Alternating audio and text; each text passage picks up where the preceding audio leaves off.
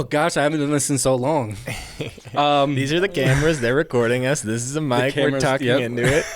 I'm right. Garrett. All right, yeah, so this is Quentin with Lawn Care Accelerator. I'm with Garrett Smith with Augusta Lawn Care of Glendale. And we're going to be talking about like pricing and price matrices and all that stuff. But yeah, you guys obviously remember Garrett from a couple other videos I've done. And yeah, he's just a young stud here in Colorado with an Augusta franchise. And yeah, so how has the winter been going for you? It was a little bit slow in January and February. December, started sending out some marketing emails, and that really helped fill the schedule. And then January and February, I did a little bit of Christmas lights, so we had some takedown. We got a decent amount of snow, I feel like, or we just had snow and very cold days, so it was hard to be up on roofs. So yeah, well, like all of January, like I remember seeing that 28 out of 31 days in January, there was more than 2 inches of snow on the ground. Dang. Which is pretty crazy for Colorado. Yeah.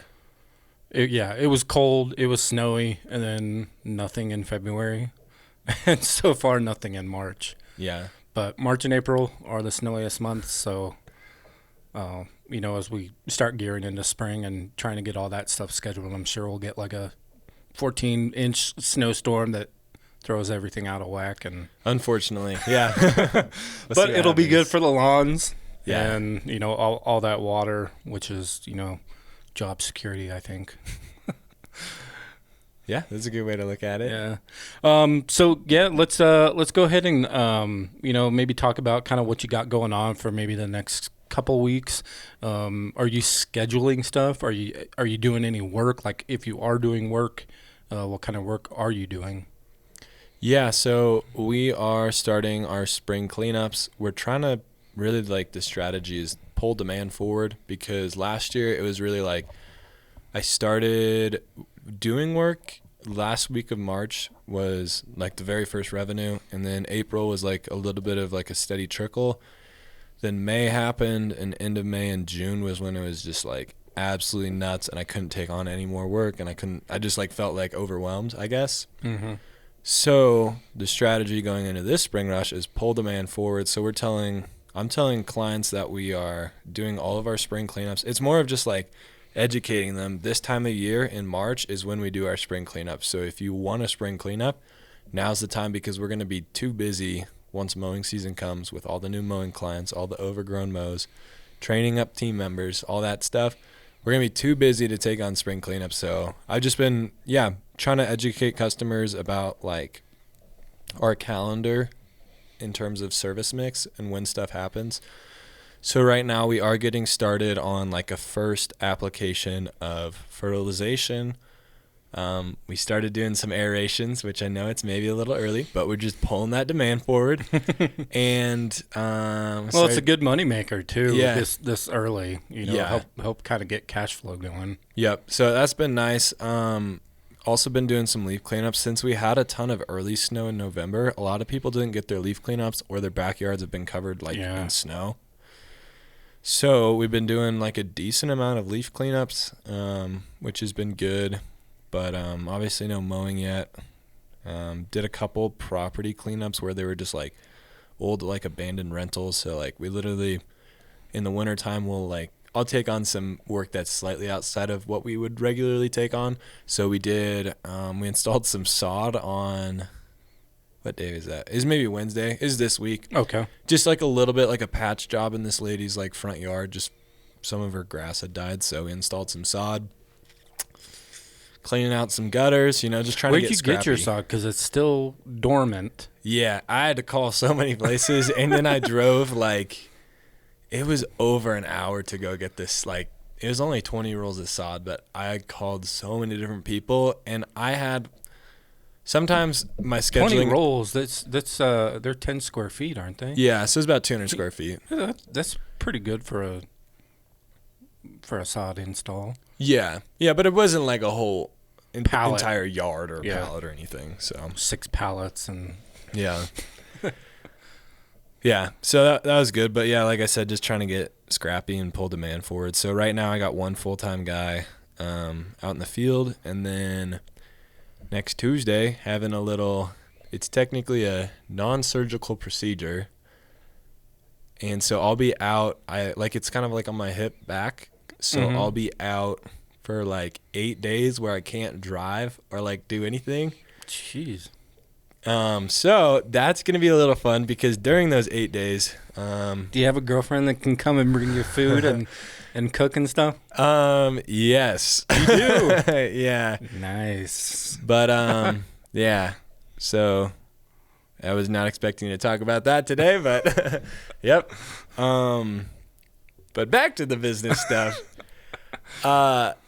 During that time, someone will be bringing me food, yes, but also, I have one guy who's currently working full-time. We'll be starting training a new hire, and then Cole will be handling all the estimates and be a good little test of, kind of like a stress test of what happens when we have like 3 people working and I'm out of commission. So we'll see what happens, but wish me luck. Is Cole the one who was at the landscape summit? Yep. Okay. Yep. Is he your full-time? No, so he's finishing up school right now, so he's still part-time, but luckily my procedure lines up with his spring break pretty well. Okay. So everything should go decently smoothly, but I'm sure there'll be some hiccups. Yeah. Cool. All right, yeah, so sounds like you got some work coming along and just trying to get everything, situated before the spring rush hits, which is a pretty smart idea, because you don't want to be so overwhelmed that, you're taking on work that you might not necessarily be able to handle, and then it just becomes too much and feel burnt out. So yeah, that's good. But as far as like pricing, I don't know how much you can exactly share as far as like a price matrix, but I know Augusta uses a pricing matrix. Copilot, the CRM, which I'm using, that's something that they're going to be implementing, I think, sometime this year. I'm not exactly sure when, but that's just something I'm really excited to be to use myself. Just because you drive by a property and you just kind of like eyeball it, and then you're like, okay, yeah, it'll be this, and you could be right with your price, and you could be wrong.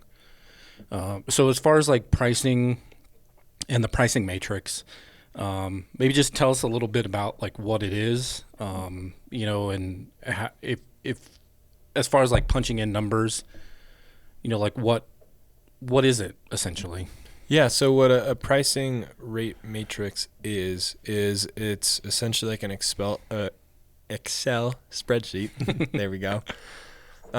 Where you have like different ranges. So everyone's lawn is going to be a certain amount of square feet. And so we have like different ranges. So like every 500 square feet is an extra like $5 or $10. Honestly, not exactly sure what mine is at, but I think my like interval is either 500 or 1,000 square feet. Obviously, like if you're used to mowing, like if most of your like mowing jobs are like, oh, it's 1 acre or it's 3 acres or it's 2 acres, you probably don't need to have a new price every 50 square feet because an acre is like 40-something thousand square feet, we think. We're not really sure. So definitely blow up the comments if we're wrong on that. I think it is right around like 40, 44, something like that. Okay. Yeah. Anyways, yeah, the main factors that, like basically what it is it's just trying to get you a shortcut to budgeted hours, which is how long you think it'll take us. Or take you to mow the lawn. So if like a good place to start is what would you say is your average price lawn, and how long does that average price lawn take to mow with a certain piece of equipment?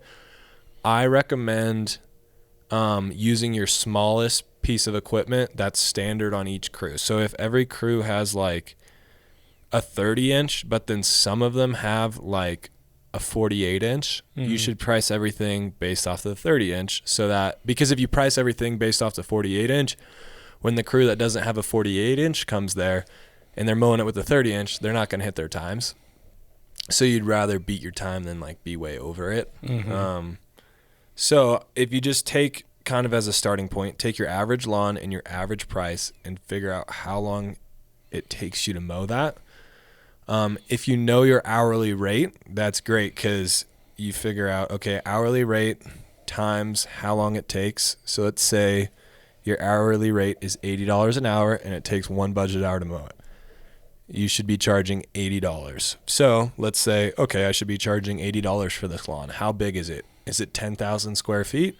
Okay, awesome. Let's put that as an average. 10,000 square feet usually takes about one budgeted hour, which would be $80 per hour. Then from there, you can go down. You can go to 9,000, 8,000, 7,000, 6,000, 5,000 square feet. You can go up, you know. After 10 comes 11, and then 12, and then maybe you jump to 15, whatever. You create that rate matrix, and you can kind of, it's something you can dial in over time, but at least having it, because if you're not tracking how long does this, like a 12,000 square foot lawn take, it's going to be hard to estimate that accurately. So just beginning it, it's more important that you make one than that it's perfect the first time, because in all reality, it's not going to be perfect the first time. And even if you have it dialed in, there's always going to be that client where they have a ton of trees or they have a ton of toys in the yard. So in that case, I recommend have your rate matrix ready to go, give them a price. But if you show up and you're consistently over budgeted hours and you realize there's nothing more you can do, that's why I believe it's important to not have a contract, because yes, it's a good selling point and creates less friction in the sales process, but also it enables you to raise the price when you need to raise the price. So you're talking about contracts for like just residential? Yeah, for just residential. Like if you lock someone into like a 2-year contract and then we happen to have inflation, makes it a little tricky to raise prices. Or if they have dog toys everywhere, like, and you're spending 5-10 minutes each week picking up the dog toys, but you've signed a contract with them saying we're servicing you at this price, makes it difficult to raise the price then on them. So do people actually use contracts for residential? Yeah, it's not super popular in Colorado, but like in the South, it's a little more popular. Interesting. Yeah. Yeah, because I couldn't imagine customers here being down with a contract. Yeah, well, and I wouldn't like it either, because just like you said, like it limits my ability, to charge for if there's excessive pet waste or excessive growth, or it's wet, or they're doing the roof and we have to skip it because there's all this stuff scattered in the lawn and they didn't let me know. So I wasted the time to drive out there and I couldn't do it. I have so many. I don't do it much, but I have so many fees for things that are kind of bogus, Yeah. So you gotta do what you gotta do, right? At the end of the day, we are for-profit businesses, and we kind of gotta turn exactly. a profit. So the pricing matrix is more for mowing, right? You don't have something like that for rock or sod install or mulch or cleanups or anything? Yeah, so what I would recommend specifically, so I would separate the cleanups and then like the products. So anytime you're selling like a product like mulch or rock or even landscape fabric, if you do pavers, if you install plants even, I used to do a lot of that stuff. I do hardly any of that anymore. Like we literally will install a medium brown mulch, and that's about it. We did a little bit of sod last week, or I guess that was this week. But during the busy season, we basically install mulch, and that's about it. Trying to keep it super simple. But if you are selling products, what I would recommend is figure out, okay, what does it cost me to get this product from my supplier? So say for mulch, they charge you $30 for mulch. You're going to want to then mark that up to the customer. So, I mean, I like to mark stuff up like 50% around there. So now you're charging $45 per yard of mulch. Then you figure out, okay, what does it cost And to that's get just delivered. for the mulch. Like you're making a profit there's on the no mulch. labor. That's just materials. Yeah. So theoretically, if a client was like, yeah, can you just deliver like 8 yards of mulch and not install it?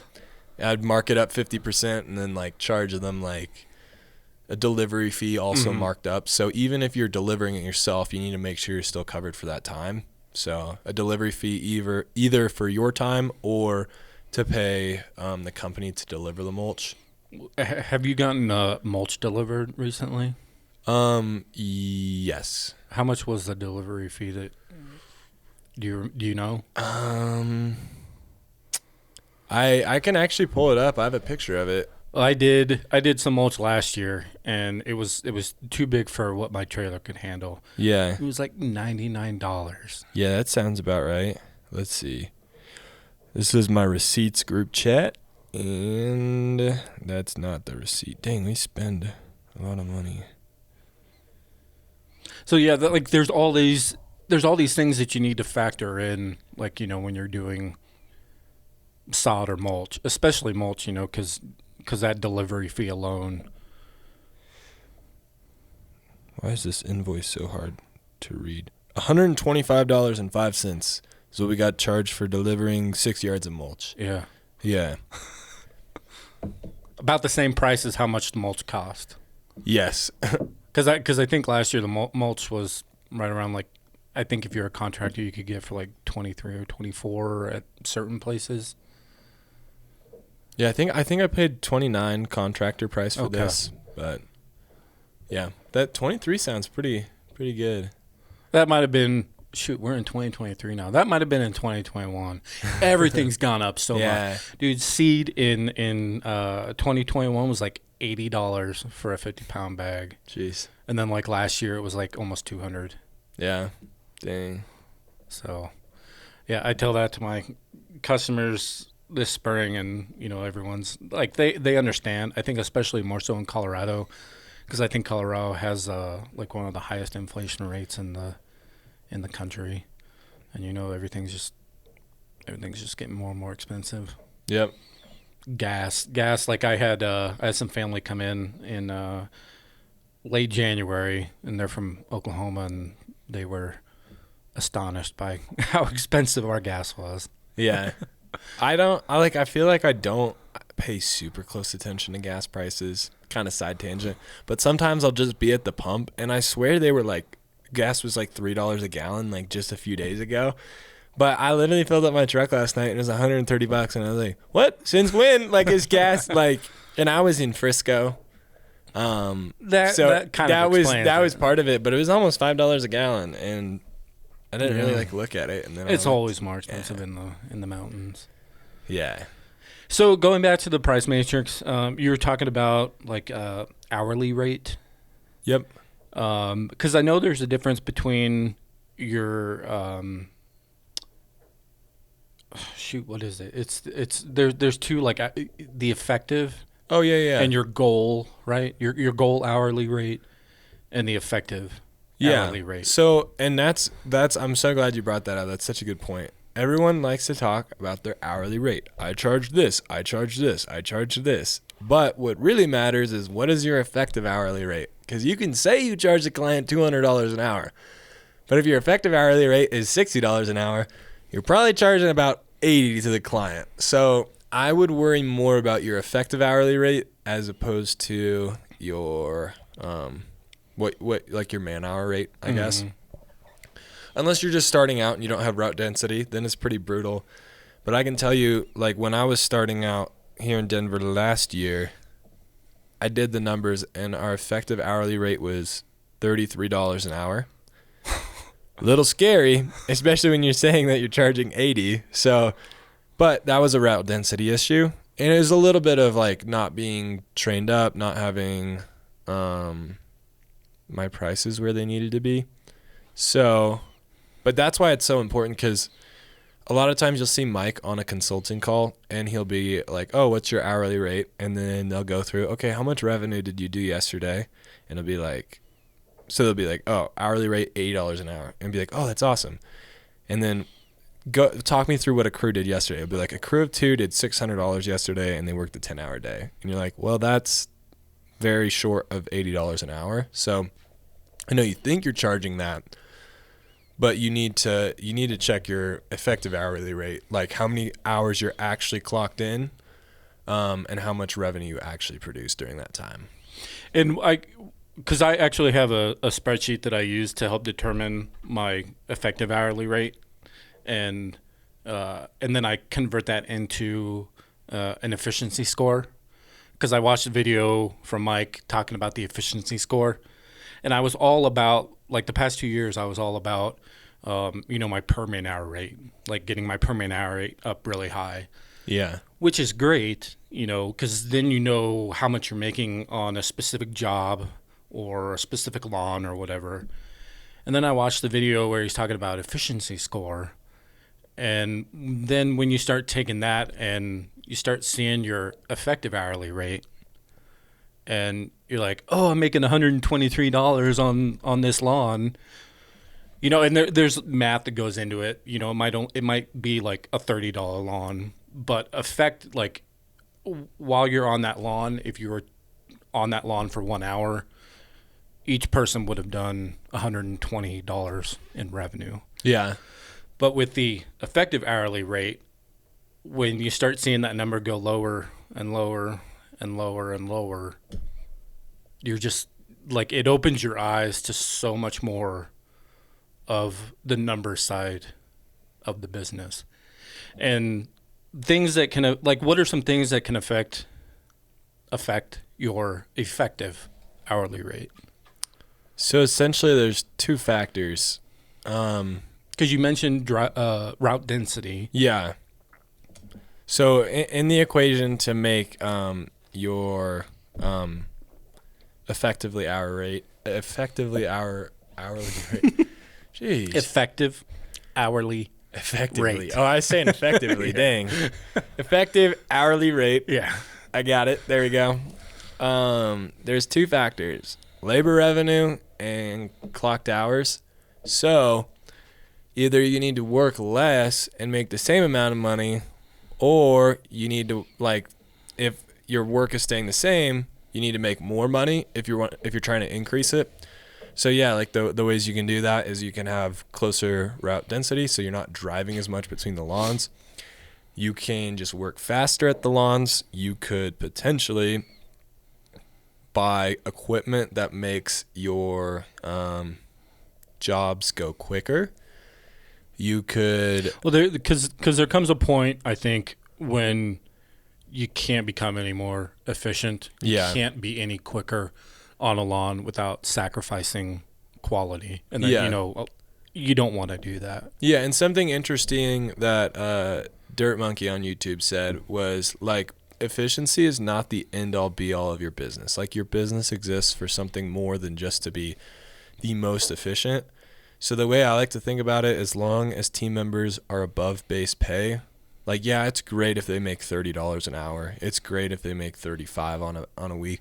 But if you're above 18 and you're doing quality work, that's good enough. We don't need to, at the end of the day, if you're wanting to move up and make more money, you can only be so efficient on a lawn without getting a yellow slip, and you can only do it so quickly. Mm-hmm. And you can only raise prices so much, because that would be another factor in order to make more money in the same amount of time as just raise your prices. But at the end of the day, you're going to have to move up into a general manager position, become a business owner if you want to make more, because we don't limit what people can make on P4P, but there is the grass still has to get cut and trimmed, and you have to blow off the sidewalks and everything. So yeah, there is somewhat of a limit on that, I guess. But you can go into other services. Not that I recommend just I feel like a lot of the stuff I'm saying right now, potential things, I wouldn't recommend buying equipment, super expensive equipment so you can get a lawn done 2 minutes faster. To me, that's a poor trade-off. And I wouldn't recommend expanding services just because it looks like it's fun. Yeah. What if you have, what if you can use that piece of equipment on every single lawn, 25 lawns per day? This is a hypothetical. Okay. Just because you can... it depends like how much more efficient it makes you, and ultimately it depends what your goals are. If your goals are to scale quicker, you're probably not going to spend more money on each like setup you have, each crew, because the more you spend on each crew, if all other things stay the same, like the longer it's going to take you to scale. So one thing I do is I try to spend less on each crew, like in terms of equipment, and like obviously they need certain things, like they have to go out there with a lawnmower, like they have to have a lawnmower, they have to have a line trimmer, and they have to have a blower. Yeah. And I thought that was me. Nope, that's my weekday alarm for 9 o'clock. Get out of bed. Yeah, so they have to have certain stuff, but still, if you can keep what it costs you to get another crew out on the road lower, you can get more crews out on the road, and scale quicker. And ultimately, by doing that, scaling quicker, you're actually providing more opportunity for your team. So instead of saying taking that $15,000 for a new piece of equipment, use that for another crew? Yeah. So if, say, like you're looking at a $15,000 mower and it's going to save you 2 minutes on every lawn every single day. If your goal is to not grow and just be more efficient, and say you're like, I don't want to grow anymore and I don't necessarily need like the $15,000, like I want this mower because I'll be using it every day, then like that aligns with your goals. So go ahead and do it. But if your goal is to grow a big business like fast, and you're just trying to scale fast and you're trying to hire more people, like that $15,000 can get you a truck, a couple push mowers, and like basically another setup if you are super disciplined about how you spend that. Excuse me. So yeah, if your goal is to get more crews on the road, then filter your decision through that framework. Okay. So yeah, if you're spending that $15,000 on a new mower, yeah, I would say you're saving about 2 minutes. You can maybe add a few more yards at the end of the day. Yeah. Which is, maybe anywhere from probably $60 to a couple $100 depending on the size of the lawn. Yeah, so like, or you could take that and make $1,000 more per day. Yeah. Right? Yeah, that's a good way to articulate it. Okay. Yeah, you did a lot better job of like illustrating that than that's what I was trying to get at. Okay. Yeah. No, definitely. But if your goal is like, I'm going to stay at this size and my goal is just to figure out how much this truck can do in a day, well, then that purchase aligns with your goals. Mm-hmm. So I think that's the most important thing, is like realizing what you want and making decisions based off of that, not what other people are doing, or not what you like. Your like knee-jerk reaction is, oh, I want that like shiny piece of equipment. Like we all do. We all want a nice truck with cup holders and USB chargers and phone holders and yeah. So I was just thinking in my head about because I want to make more money this year, and kind of going back to pricing, I've increased my prices, and so automatically I'm going to be making more money. Mm-hmm. I can't remember where exactly I was going with this, but you're wanting to make more money this year. That's your goal. Okay. Now I remember. Because Mike talked about this at Landscape Summit, was increasing capacity. Yeah. So increasing capacity, like in terms of just like in general, or are you talking about like personal capacity or like equipment or like labor capacity? I think it's probably just like crew capacity. Because for me right now, I definitely think, I could probably like double my day. Yeah. Like as it stands right now. Yeah, I'm probably going to be working some long hours, but doubling my day would double my revenue. Yeah. And there's no equipment that I would need to spend or buy. No truck, no mower. Yeah, I might need, maybe another trimmer or another blower. But you'll pay that off in a day, basically. Yeah. from the revenue alone, that's like, oh yeah, so, okay, something broke. Okay, yeah, let's spend a couple $100 and buy a new one. No, we won't have to worry about maintenance issues. Yeah. And correct me if I'm wrong, but last year, didn't you say like about 50% of your revenue went to cover expenses and about 50% was essentially what you could pay yourself for profit? I don't know. Maybe I was talking to someone else. Well, I think that was someone else. Shoot. It might have been. It must have been. But anyways, yeah, essentially like, so you're at, right, one truck and a trailer, like one setup kind of, and are you planning on having someone work with you full time through like the busy season? Well, I'd need to. Yeah. Because my capacity right now, if I was by myself, I could do it. Yeah. But it's nice having an extra set of hands. Like if I could pay someone to like help me with, because I honestly, I hate having to mow and then having to go get a trimmer and then having to blow. Like it's a lot to do for one person. So just like having someone, either mow while you trim or, they trim while you mow or whatever. I think I said the same thing actually. if basically like you can kind of like switch, and it just takes that much off of your plate, on each lawn. So yeah, if I want to double my capacity, doubling my capacity is me and someone else.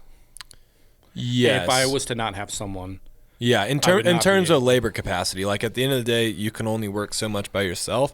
But if you hire someone, all of a sudden, like labor-wise, you guys can do twice the work, theoretically. So, and that's, you also look at your equipment capacity. Like you can fit 2 people in your truck, not a problem. You probably have all the equipment on your trailer for 2 people to use at a lawn. Like you said, maybe you need another trimmer or a blower, but that's not that bad. And so if you look at it, like you hiring someone is really not going to increase your fixed expense. Like you're running out of your garage, right? So you don't need to spend any more on rent. You don't need to spend any more on your truck insurance.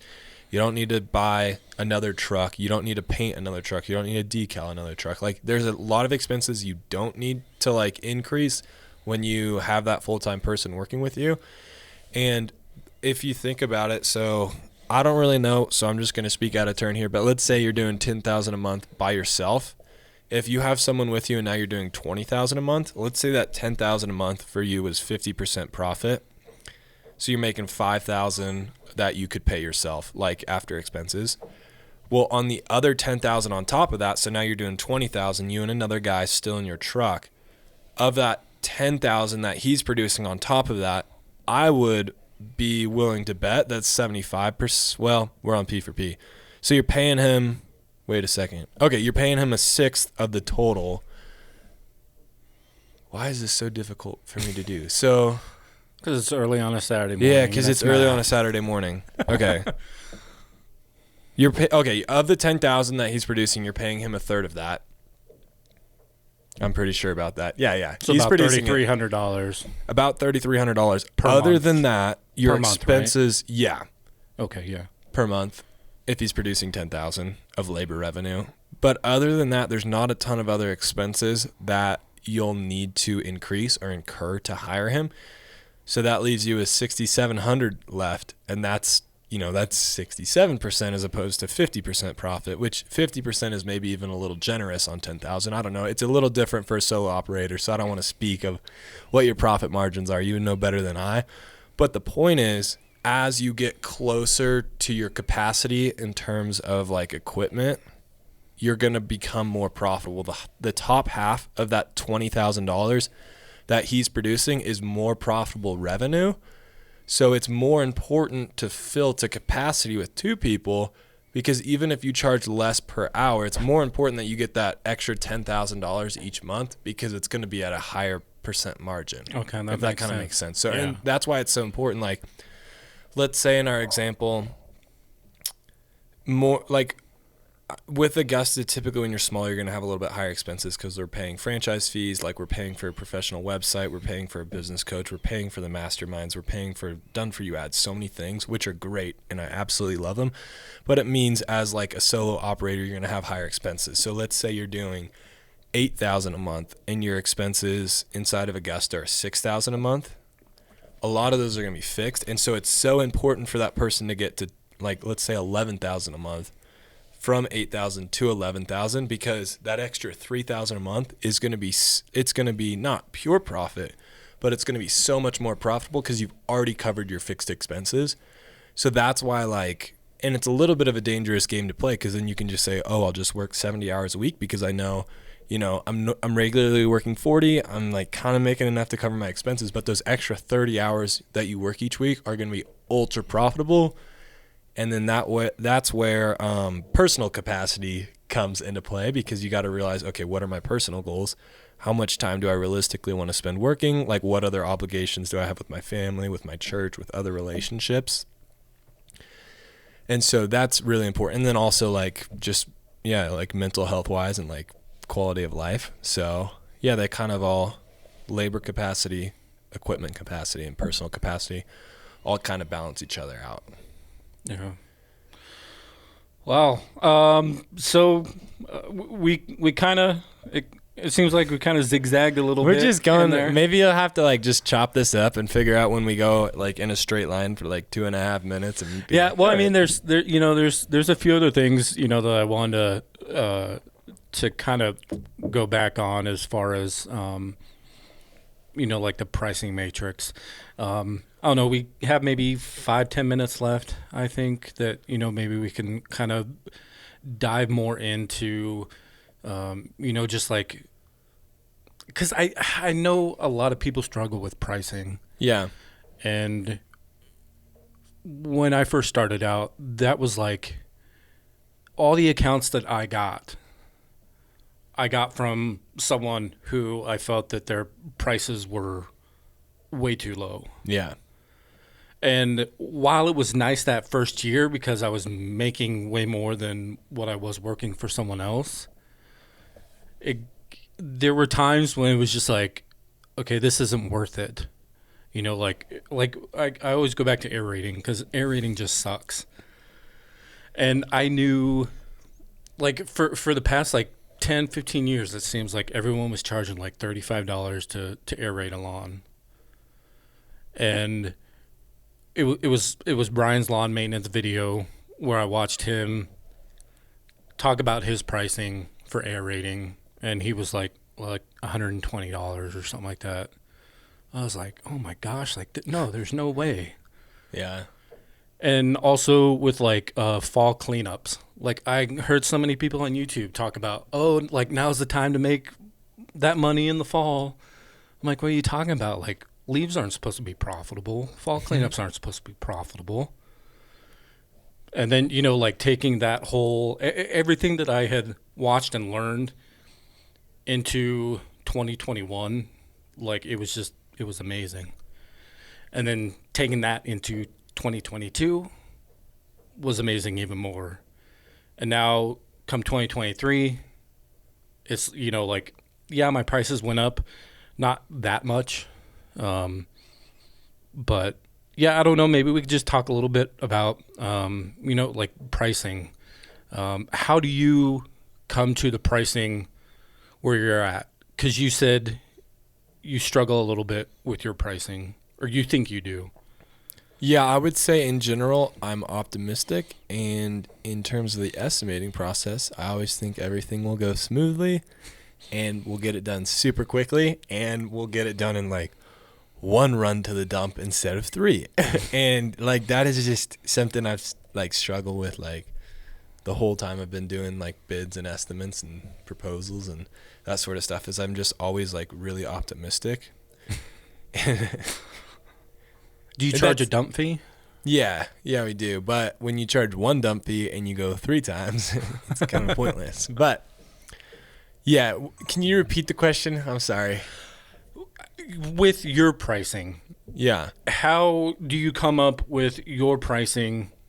Because you said you had struggled with your pricing. Yeah. So how do you come up with it? And if you do run into issues, how do you resolve those? Do you just kind of bite the bullet and, like, oh, lesson learned? And if you do learn that lesson, what do you do for the next time that you have like a bid that you need to do? Yeah, so anytime I underprice things, or on the back end I quote, trying to think, Yeah, there was a leaf cleanup like a week or two that I did, and I quoted 1 dump fee, and it took us 3. But we, like, hard rule, don't ever, like, what we quote the customer and what they agree to is what we charge, regardless of if it takes us 1 dump run, like I thought, or if it takes us 3, because they signed up for a certain price to have the services done. So when they agree to that, we're here to work until it's done, regardless if, like, it takes multiple runs to the dump that I wasn't accounting for. However, what you can do, and what I'll do, for example, with mulch, is when I quote a 6-yard mulch install, I'll say we are installing 6 yards of mulch. So if we install those 6 yards of mulch and they're like, oh man, I wanted it thicker, it's like, well, we installed our 6 yards. That's what you signed up for. If you want 2 more yards, here's the price for a change order. You could do the same thing with a leaf cleanup and be like, all right, we're quoting this job. It includes 1 full trailer full of leaves. And then theoretically you could say, oh man, I would say that's a little bit trickier than mulch, because like, if they're accepting a leaf cleanup and you underestimate how many loads it is, and then you have to come back and be like, sorry, that's 2 more loads, and it like almost doubles their price. That sounds a little shady to me. Especially because you're potentially incentivized to underbid it and then come back and charge them more. So I feel a little less right about doing that for leaf cleanups. The moral of the story is just realize as an estimator that if you're doing it a ton, you're going to get better at it and you're going to get more accurate. But next time I go to bid a leaf cleanup, I'll know, oh, this is probably 2 or 3 instead of 1 like I bid last time. How much is your dump fee? I could be wrong. I think it's 1. We have 2 different, like, 2 levels of dump fees. The verbiage is like truck bed of debris and trailer of debris. The truck bed I think is $99 and the trailer is $199. So if they have a leaf cleanup for $200, it would be a $99 dump fee, so it'd be $299. Yeah, so the customer doesn't see like dump fee in there, but when I price something, I'm like, oh, it's going to take 2 hours. I'm going to charge them my estimate fee, which covers my time to do the estimate and command center's admin time to type it up, follow up with the person, and then the dump fee. So they just see 1 flat price, but how I come up with that price is how many hours for the crew. I got to cover my time as the estimator, and we have to cover our costs to dump it.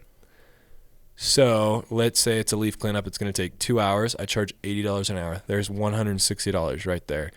Let's say it's a $99 dump fee. You add that on. So that's quick math, $259. Is that? Nope, $249. $259. Yeah, $259. $259. We're at $259. $160 plus $99. Yeah. Wow. What a hard math equation. That really took it out of me. We're at $259, and then estimate fee I think is at $50 right now. So that gives us a grand total of $309, I believe. For what was that, $50? $50, I think. For what? For an estimate fee. Okay. So yes, we give free estimates, but we charge it on the back end. Because like, we're a business, right? You can't just magically have an estimator that you paid to do estimates.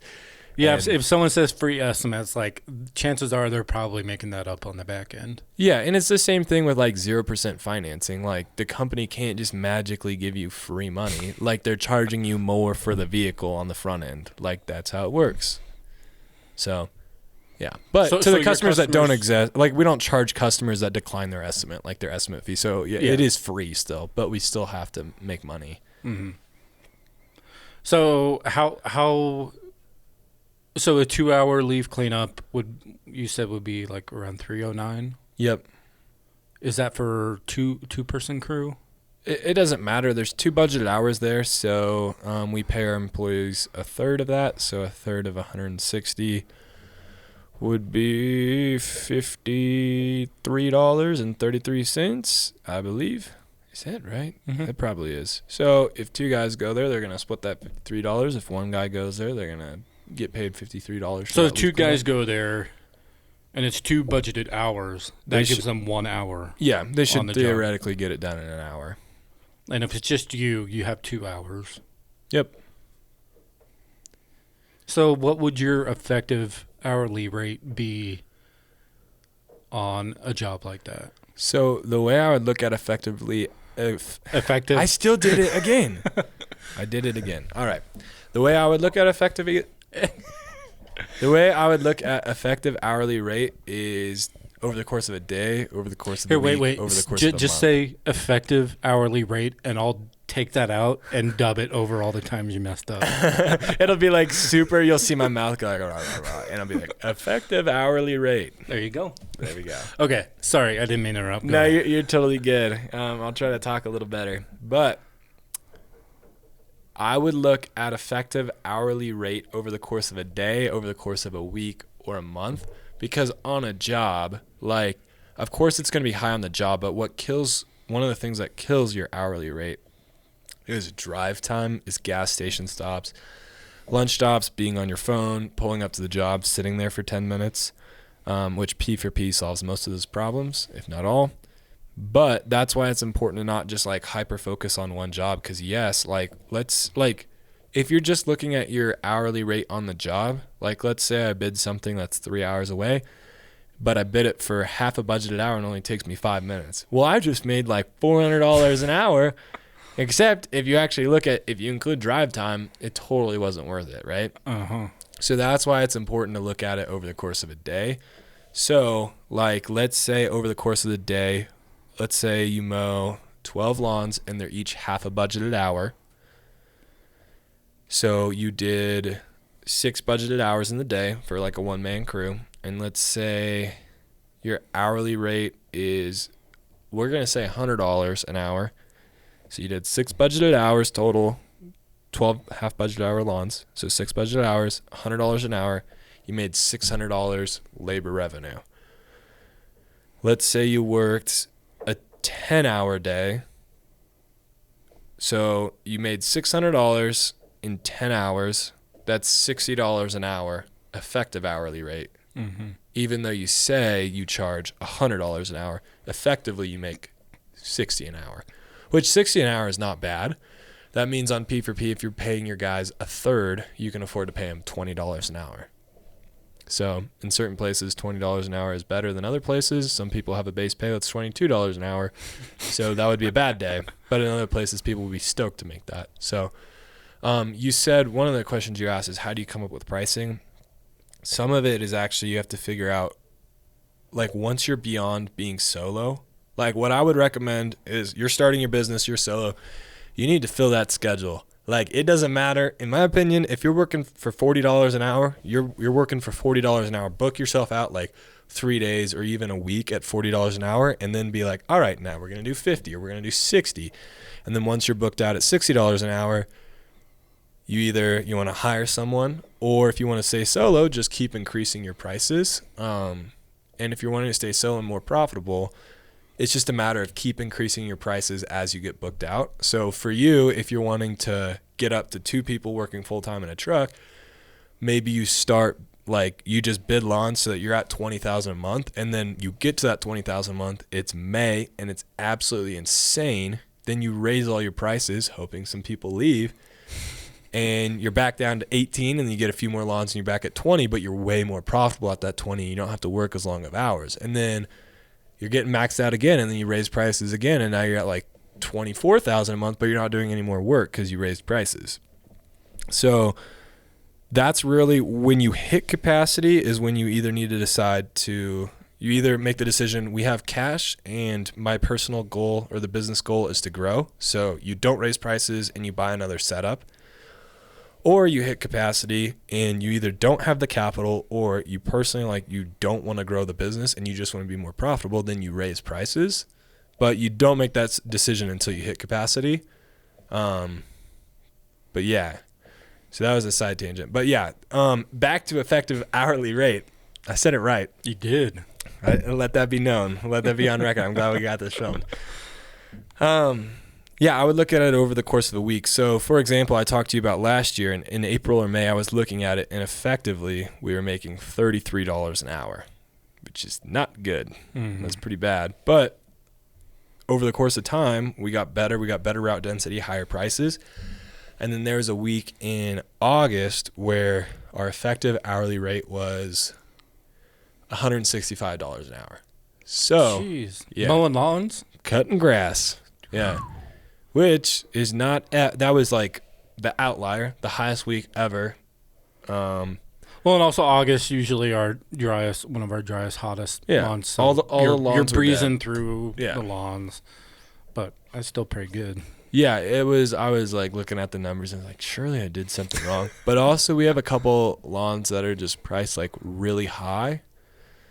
Like we charge triple what it like. We charge like 6 budget hours, and it really only takes like 2.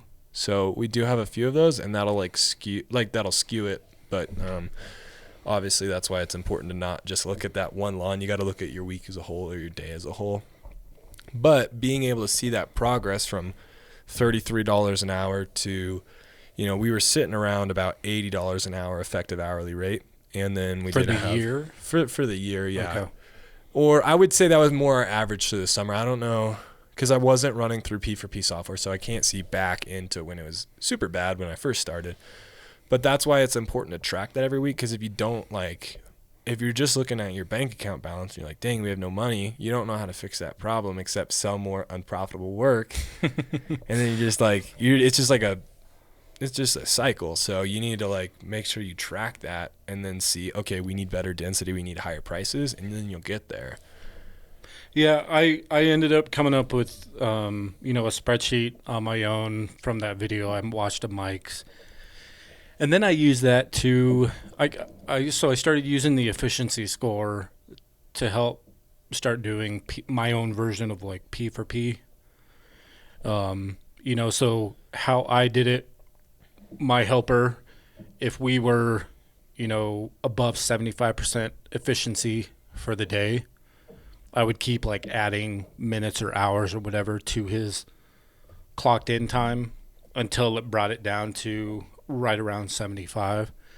So there were some times, he was making $29-30 an hour helping me mow. Yeah. And I was still, making, pretty decent money.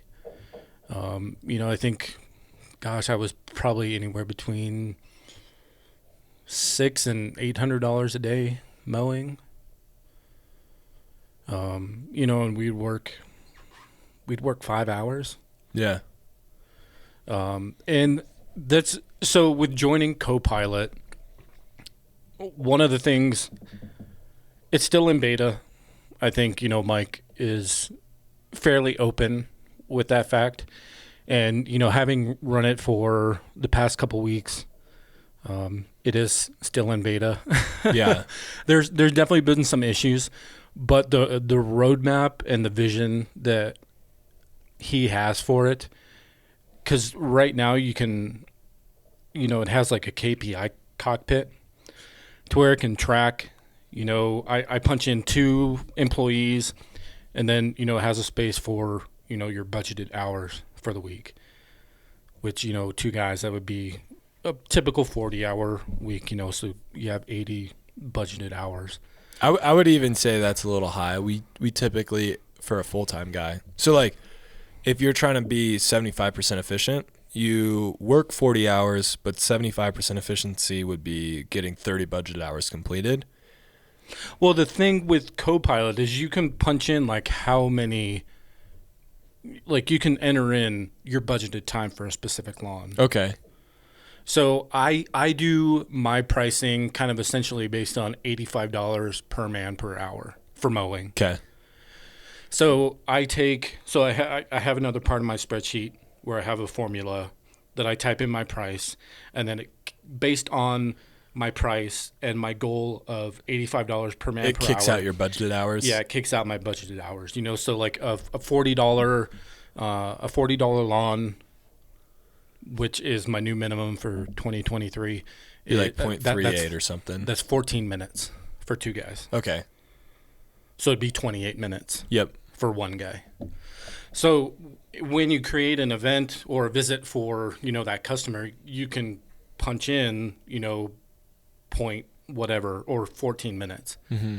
And then so that way it's going to keep track of all that stuff. And throughout time, it's going to fill that stuff in and show me, the budgeted or the effective hourly rate versus the budgeted.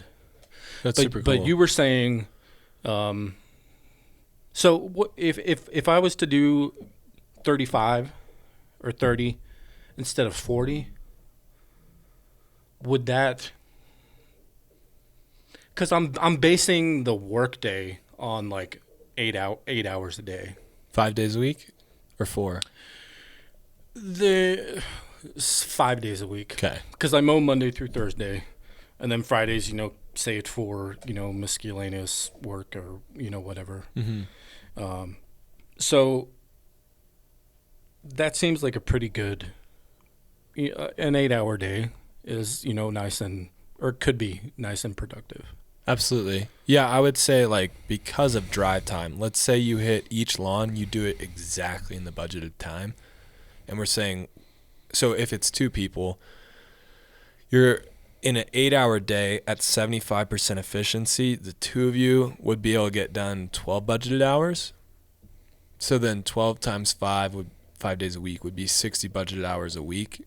But if you're at 100% efficiency in an 8-hour day, you'd be able to do 16 budgeted hours. So it's just like a matter of recognizing like you're not going to be perfectly efficient. And so scheduling wise, if you actually only want to work 40 hours in a week, you should probably only schedule yourself 30 budgeted hours.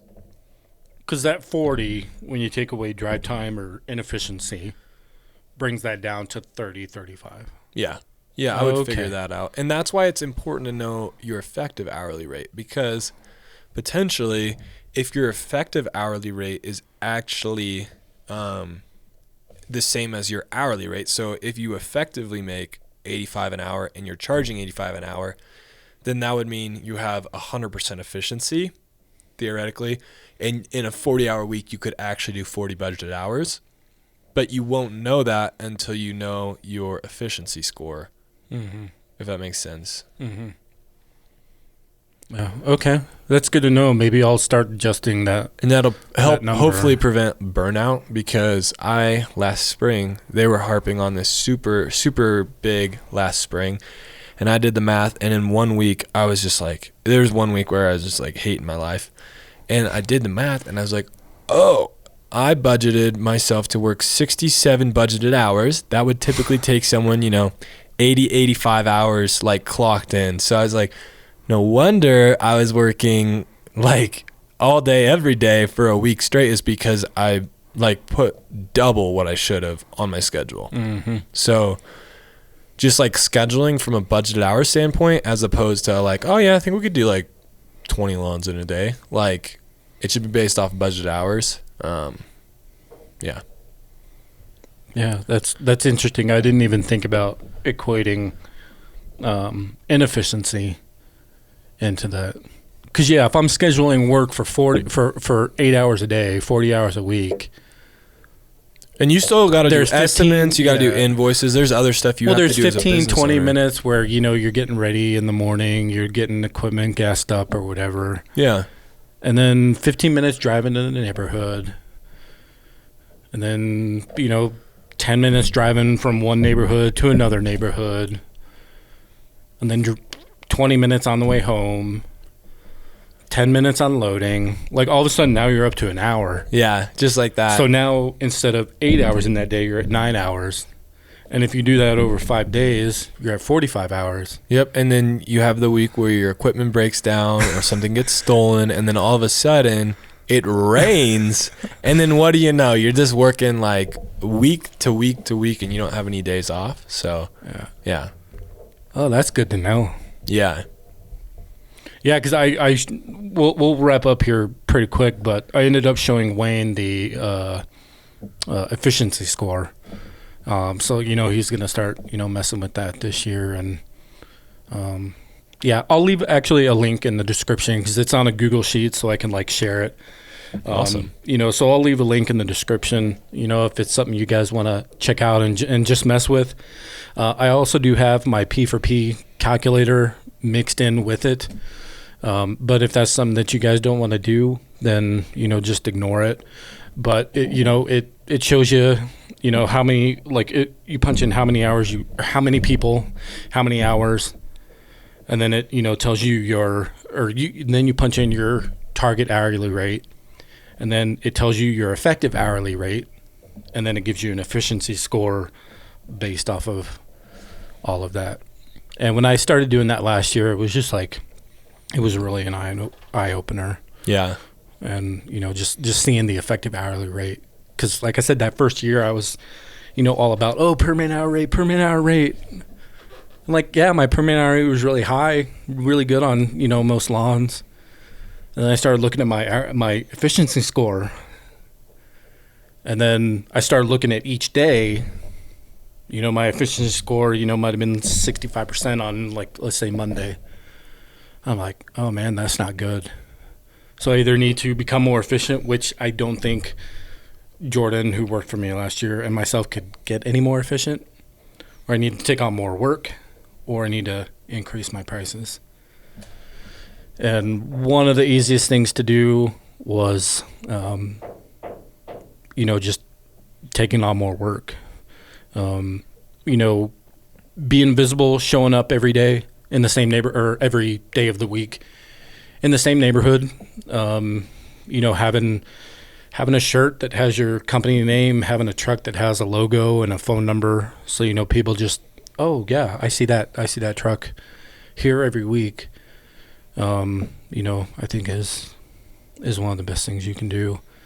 And I also you know this, but I got an affiliate link with the postcards and all that stuff, Lawn Care Media. Yeah. They actually just sent me a packet this week. Oh, really? with like various designs and stuff.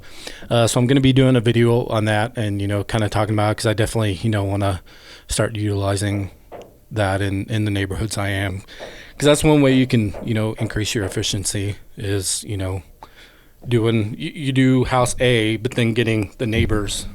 Yep. And then the neighbors, and then the neighbors, and, all of a sudden you're, doing like the whole block. And then your efficiency score is, going to skyrocket. But some of those designs, I don't know if you've seen them, but some of the designs are pretty rad looking, I think. Yeah, they got like some retro ones. And that's actually what I like the most. Yeah. I was going to start using those for fall cleanups, because I think those are really cool. But they do EDDM. They have instant quote ones too, which, I think is really cool. If you're, out on a lawn, you can like fill it out, hang it on their door, and it's like, boom, there's the price. And you're already there, so you don't need to make a trip. You don't need to, go to Google Earth or, whatever, and like, do whatever, because you can see if they have a small gate or a hill or, whatever. Yeah, I think specifically on those instant quote, there's been 2 or 3 guys now that I've talked to them. And they specifically like passed out like 500 instant quote door hangers, and they're like, yeah, I only got passed out like 500, but I only got like 7 accepted estimates from them. I was like, you got 7 accepted estimates from 500 door hangers? And like they were all like, yeah, the instant quote ones. And so I've ordered some. I have them. They're like Augusta branded ones, but I think they're like pretty similar to what is on lawncaremedia.com.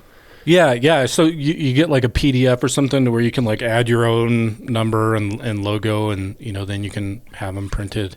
Yeah, but the instant quote ones, yeah, I would definitely go get those, because I've heard just some crazy numbers in terms of like. When he said that, was he like disappointed? Yeah, I had some people, like, there's this one dude I was talking to. Because that's recurring revenue. Yeah. Like if you can pass out 500 and get 7 accepted estimates, like, you should just hammer down and do that. Like, so yeah, I've heard some crazy numbers, especially like when you're the person doing it. Like, you're the person determining the prices. So if you're out there cutting grass still, like, just do a 5 around, do a 10 around, do a 20 around. Yeah. Yeah. So. Because each one's, I think, like $20 or $30. Or each design? Yeah, each design. There's over like 20 designs or something, but then you can buy the whole thing for like $400. And if you use code NINJA, you get, let's see, what was it, like 20% off? 20%? Dang. 20% off, so for all the designs and they're yours to keep. Yeah. You can, use them with Vistaprint. You can take them to your local print shop and, have them print them out for you. But yeah, you get to keep them and, 20 some odd designs for $360, which is a pretty good deal when you're having someone else design the stuff for you. Especially when you sell like one. Yeah, I mean, it would take so much more. Like, let's say your hourly rate is $80 an hour. So like that's 4 hours of your time designing door hangers on. Most lawn care people are not good at designing door hangers, myself included. So if you can just go work for 4 hours at your hourly rate and then pay someone else to get proven door hangers that actually work, I would say that's the way to go. I personally don't I make my own ads, but I'm not the one taking the pictures. I'm not the one coming up with the creative. I'm not the one making my own door hangers. Realize what you're good at and find people who are good at stuff that you're not good at. No. All right. Well, so we're sitting at a little over an hour. Okay. But yeah, hopefully you guys enjoyed this video. Leave a like for Garrett. Because when I had you on, the first time, there were a couple of people like, oh, I want to hear more from Garrett. I think one of those guys might have been your friend. Yeah, he's like my best friend from high school, and he's like, oh, I'd love to meet this guy someday. I was like, knock it off, Ryan. I was like, okay, yeah. And then he's like, oh, I've known Garrett. I'm like, oh, okay. Yeah. But yeah, no, I appreciate you coming out early on a Saturday. And, we're going to be doing another Lawn Care Accelerator. I'm thinking for in about 2 weeks. Okay. Just before, the season starts cracking off, and, we can hopefully chat with people and kind of see how winters were been, and, talk about goals and, what 2023 holds for everyone. So yeah, if you guys are in the Denver area and you do own a lawn care business, hit me a DM on Instagram, and we can invite you to the next meetup. So yeah, Garrett, I appreciate it, and we'll see you guys in the next one. See you guys. Bye.